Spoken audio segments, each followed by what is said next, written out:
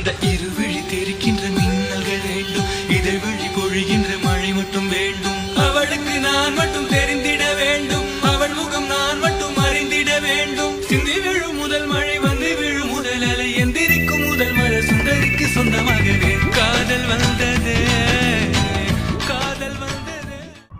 Hi everyone, Vanilla Fashions Day 4 Navratri. Orange கலரில் இதுதான் என்னோட கண்டெம்ப்ரரி லுக்குக்கு நான் வந்து ஒரு பந்தேஜ் சில்க் எடுத்திருக்கேன். இது வந்து orange and pink combination, one of my favourite these days.